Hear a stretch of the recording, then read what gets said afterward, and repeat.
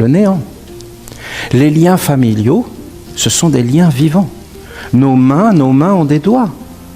Nos bras sont des liens. Je veux aller vers toi. Hein? Regardez comment on a été construit. C'est très subtil. Ce sont des liens, des relations, des échanges vivants qui ont des implications. Nous ne sommes pas rien. L'homme est un mystère. Nous avons des liens de famille avec les animaux, avec les végétaux, avec les minéraux. Quand on parle de famille, il faut élargir, bien sûr. Je ne parle pas simplement de la petite famille, mais je parle quand même de la petite famille. Je parle de la grand-père, du grand-mère, je parle de toutes ces choses. Je parle de la lignée, je parle des ancêtres. Je parle de toutes ces choses. On n'a pas le droit de toucher. Je parle des traditions, même des folklores. Je dis que ce sont des mondes. Je dis que ce sont des mondes vivants. Je vous ai expliqué que, par exemple, ici, c'était le soleil, que c'était Mercure, Vénus, la Lune, qu'ici, c'était Mars, Jupiter et le puissant Saturne, et qu'en réalité, c'était des étapes de la vie, et qu'on cheminait à travers ces étapes.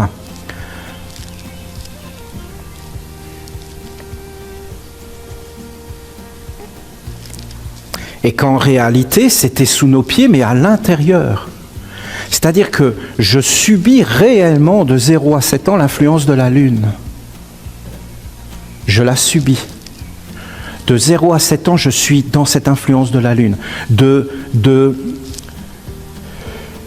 7 à 14 ans, je suis dans l'influence de Vénus. C'est pas rien ce que je vous dis. C'est pas comme ça. C'est pas de dire des théories. C'est regardez-le vraiment. Quand vous aviez de 7 à 14 ans, quand vous êtes arrivé à 14 ans, il y a eu une éclosion. Vous avez éclos.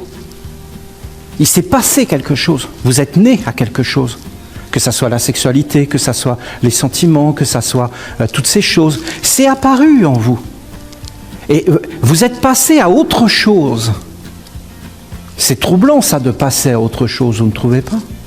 Il y a quelque chose qui est important dans ta vie, c'est fondamental. Hein. Tu vis avec. Et puis du jour au lendemain, tu passes à autre chose. Et cette chose disparaît. Elle n'acquiert plus la même importance qu'elle avait avant. C'est très étonnant. Qui on est dans tout ça? On a quelque chose qui est fondamental dans notre vie, et après on passe à autre chose.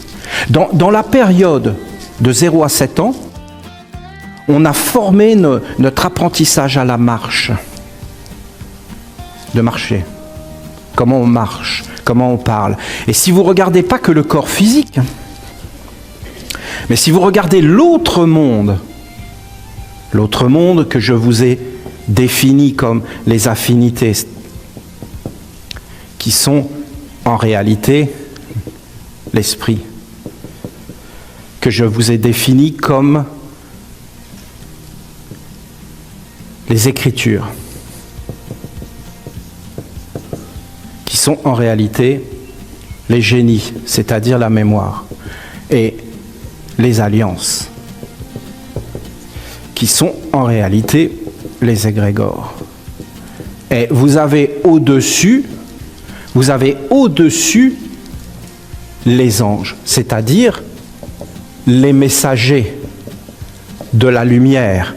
Mais ces messagers de la lumière, c'est le ciel. Quand on parle de l'esprit,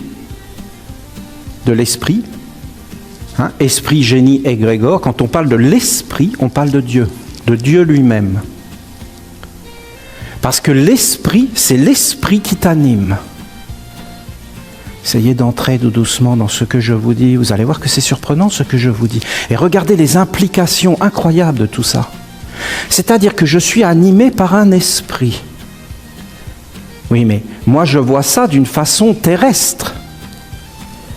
Mais moi je vous dis, le monde de l'esprit est aussi réel que le monde physique.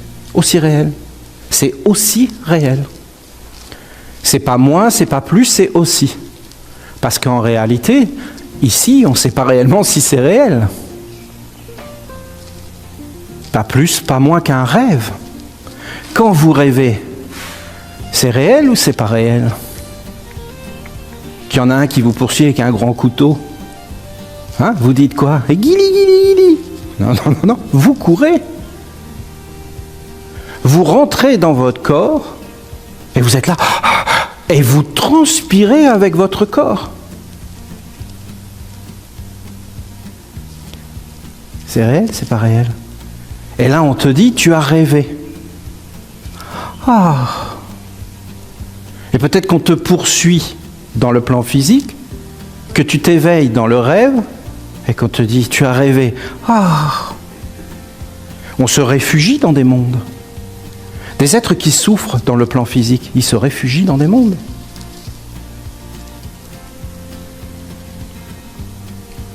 Ces mondes sont aussi réels. C'est très rare d'atteindre les génies, les égrégores, qui sont les dieux des hommes.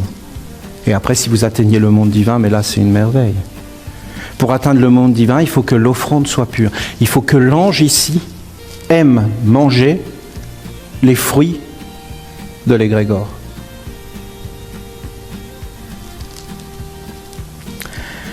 Ici, c'est la Lune. Ici, c'est Vénus. Ici, c'est Mercure. Là, de nouveau, le Soleil, le lien de la fécondation. De nouveau, Mars, Saturne, Jupiter, Saturne. Et je vous avais expliqué tous les corps. Ce qui existe dans le cosmos tout autour de nous, dans le système solaire, existe en réalité sous nos pieds, dans nos corps, et existe ici, c'est-à-dire dans l'au-delà. Dans l'au-delà. La vie après la mort du corps. Vous avez deux mondes.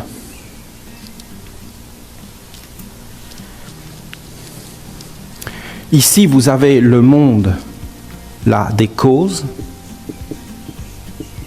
et ici, vous avez le monde des effets. Mais ça peut s'inverser, mais c'est très rare. Qu'est-ce qui se passe concrètement? Vous prenez un corps physique, c'est-à-dire vous arrivez dans une lignée d'âme, un papa, une maman. Pourquoi vous prenez ce corps physique? Vous prenez ce corps physique dans cette lignée parce que ce papa et cette maman, dans leurs auras, c'est-à-dire dans leur corps subtil, ils ont l'écriture qui correspond à l'affinité de l'alliance avec laquelle vous devez vivre et ce que vous avez à rencontrer sur la terre pour régler un problème, faire quelque chose ou avoir une force. Alors vous allez rentrer dans ces mondes et vous allez choisir les parents, ou on va choisir pour vous. Ce sont des affinités, ce sont des lois. Qui se ressemblent, s'assemblent. Nous sommes en affinité, mais en permanence.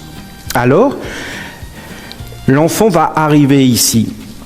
Et là, il va être imprégné par des mondes qui vont lui former un corps, lui donner un nom et lui former un corps. Ce corps va réellement exister ici. Ici, là, il va y avoir un corps, mais il va y avoir un corps ici, dans cette région dont je ne vous ai pas vraiment parlé. Ici, il va y avoir un corps, ici, il va y avoir un corps, ici, il va y avoir un corps, et ici, il va y avoir un corps. Et si ce corps qui est mis ici n'est pas en relation avec un ange, alors c'est une intelligence usurpatrice qui va prendre ce corps pour, comme de la terre, mettre sa semence, sa vie à l'intérieur. Et en fin de compte, ce corps va appartenir à cette intelligence usurpatrice. Et cette intelligence usurpatrice, ici, qui va être le ciel, va lui dire comment penser, comment sentir, comment parler, comment vivre. Et va tracer tout le schéma de sa vie sur Terre, et donc automatiquement de sa mort. Puisque la vie sur Terre, c'est le monde des causes. Et que les causes vont engendrer des effets, non seulement dans la lignée, mais ici. Qu'est-ce que l'homme? L'homme est un corps. Corps de qui? De quoi? Pourquoi? Pourquoi faire? Pourquoi l'homme est un corps? Oui. Oh, c'est pas vraiment important ça. Non. Mais tu t'éveilles, mais c'est pas important. Il faut s'éveiller et voir sans voir. Il faut voir sans voir. Le corps, ensuite, la volonté, la vie dans le corps, la vie, les sens dans le corps, les sens, la pensée. La pensée, c'est tout un monde. C'est un univers. C'est un univers. La destinée. Vous vous rappelez tous mes enseignements. L'âme. L'esprit. Qui est en réalité la semence.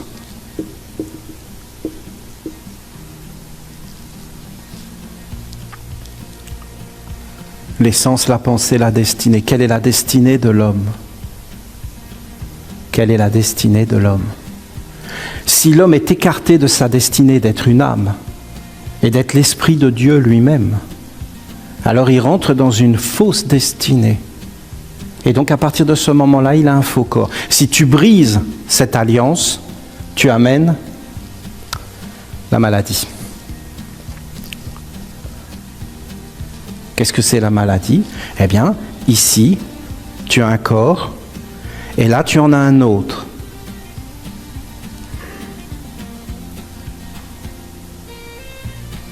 Je vous donne un exemple négatif, d'accord?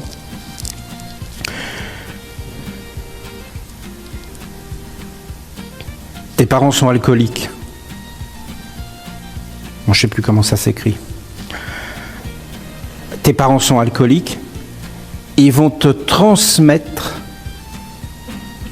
le germe autour de toi. Tu vas l'accepter ou pas en fonction de tes affinités, tes écritures et tes alliances. La graine va prendre ou pas en fonction de la terre. Supposons qu'au bout d'un moment, la graine prend. Le corps, ce qui imprègne le corps, ce qui bouge le corps, hein, vers la bouteille.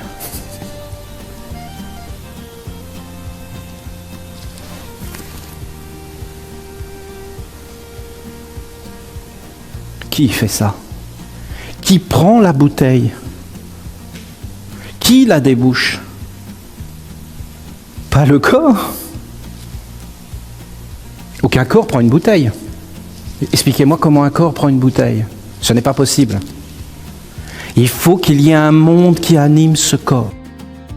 S'il n'y a pas un monde qui anime ce corps, le corps ne peut pas prendre la bouteille. D'ailleurs, comment il prendrait la bouteille? Et quel est le monde qui a fabriqué la bouteille? Parce qu'il en faut un monde pour fabriquer une bouteille. Mais c'est pas rien de fabriquer une bouteille, c'est une sacrée technologie. Il faut avoir le savoir-faire de fabriquer cet alcool, il faut avoir l'idée de le vendre avec une TVA, et ainsi de suite, et ainsi de suite. Donc en réalité, c'est bien tout un monde et tout un système qui est là. Et ce système, maintenant, il veut continuer à vivre. Est-ce que ce système est en accord avec un ange? Non, pas du tout. C'est donc une brisure ici. L'ange est là. Alors, les pommes qui sont sur le pommier, est-ce qu'elles sont d'accord? Elles disent non.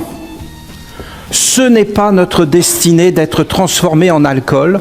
L'homme pervertit notre être en faisant ça. Les pommes de terre, les céréales et tout ça, elles disent non. La coca, qui est une plante sublime, est-ce qu'elle est d'accord pour la cocaïne?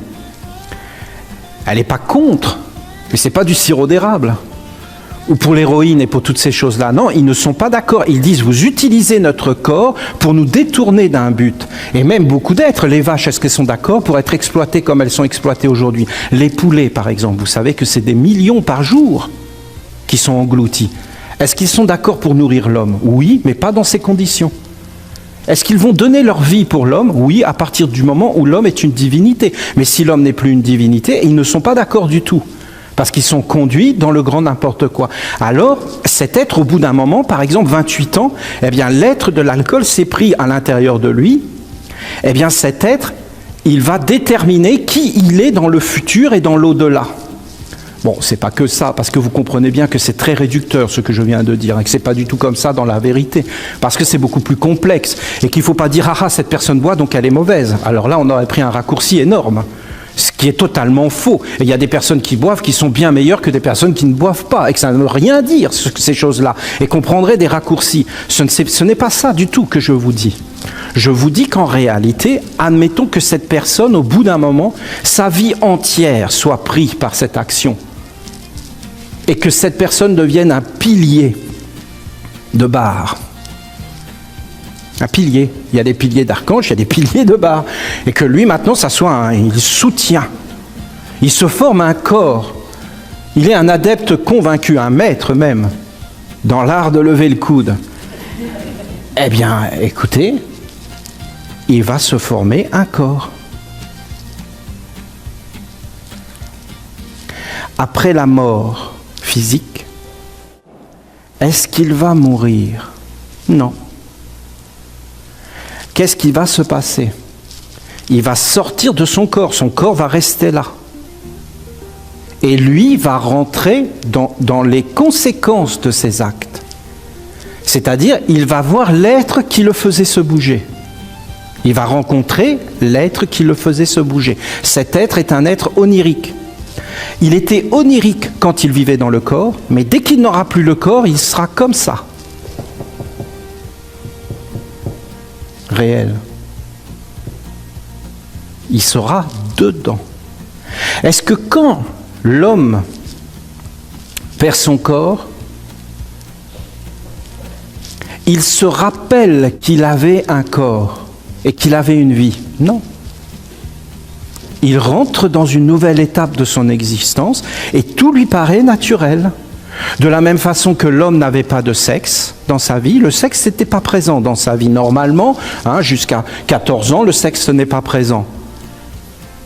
Mais à 14 ans, le sexe apparaît et maintenant, d'une façon tout à fait naturelle, il vit avec. De la même façon, la pensée n'était pas présente.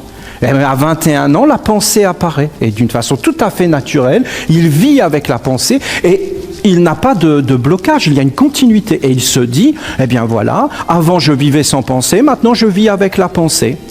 Il en est conscient ou pas? S'il en est conscient, alors il est éveillé. S'il en est inconscient, alors il est complètement pas éveillé. Il y a des êtres, jamais ils ne vont rencontrer le feu. Et ils vont passer toute la vie en étant totalement inconscients qu'il y a le sexe, qu'il y a la pensée, qu'il y a des modifications. Ils ne vont rien voir. Ils vont quand même s'apercevoir un petit peu qu'ils vieillissent, mais ils vont trouver ça tout à fait naturel. Ils ne vont pas se poser de questions. Et quand ils vont mourir, eh bien ils vont mourir. Ils vont se retrouver dans un autre monde où il y a exactement les êtres qui les faisaient vivre. Et là, ils vont continuer leur existence. Ils vont même oublier complètement qu'ils ont une existence avant. Comme ils ne se préoccupaient pas plus qu'ils avaient une enfance ou... La mort, ce n'est pas un arrêt de la vie, c'est une continuité. Et en fin de compte, tu continues à vivre et il n'y a rien qui change. Si tu crois dans des choses comme Jésus ou des choses comme ça, tu vas voir Jésus dans ta vie. Mais pas plus, parce qu'il était déjà sur la commode. Donc tu vas le voir sur la commode. Et bien sûr, il y aura Jésus. Parce qu'il y aura l'idée qu'il y avait derrière que tu t'étais mis. Et cette idée est vivante, parce que tu vas rentrer dans le monde des pensées. Des sens. Or, ce monde est réel. Les pensées sont réelles. On souffre des pensées. On vit des pensées. On est heureux d'une belle pensée. C'est réel. Et quand tu rentres dans le non-corps, ça devient vraiment des mondes. Alors, c'est toute une sagesse que je ne fais que effleurer. Qu'est-ce que va faire cet être-là qui buvait? Il va continuer à boire en parlant avec des êtres pour les faire boire. Boire. Regarde cette bouteille. Regarde cette bouteille. Et les êtres se mettent à boire. Mais ce sont des esprits qui font bouger des corps. Des êtres s'éveillent et disent, mais qu'est-ce que je fais? Mais pourquoi j'ai fait ça? Mais j'ai détruit ma vie. Et ils s'éveillent. Mais c'est moi qui ai fait ça. Mais non, il ne sait pas qui il est. Qui est l'homme? Voilà des questions, vous ne trouvez pas? Qu'est-ce que l'homme? Qu'est-ce que ça, là, un génie? C'est une mémoire. Vous vous rendez compte de ce que je vous dis, là? C'est la mémoire. Qu'est-ce que la mémoire? La mémoire, c'est un corps. Comment expliquer ça? Un corps. Un corps.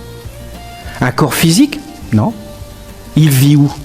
Dans un autre monde. Mais où ça? Dans le monde de la mémoire. Tu te rappelles plus d'une chose, qu'est-ce que tu fais? Tu la cherches. Tu es là, tu te concentres. Tu te concentres. Et là, tu te dis, bon, c'est quoi? C'était quoi? Mais c'était quoi? Je le savais. Ça revient. Ça y est, tu le sais. Tu vis avec. Pourquoi? Tu as un corps. Pour qu'une chose vienne à toi, il faut que tu aies un corps. Si tu n'as pas de corps, ça ne vient pas. Tout autour de toi, là, c'est la merveille. Si tu n'as pas les organes pour le voir, tu ne le vois pas.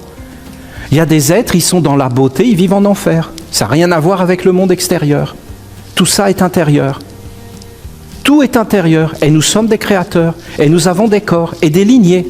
Et à travers nos parents, nous n'avons pas reçu qu'un corps. Nous avons reçu un ciel, une âme, une terre. Tu honoreras ton père et ta mère, le ciel et la terre. Et en réalité, qui nous sommes réellement? Nous sommes vivants.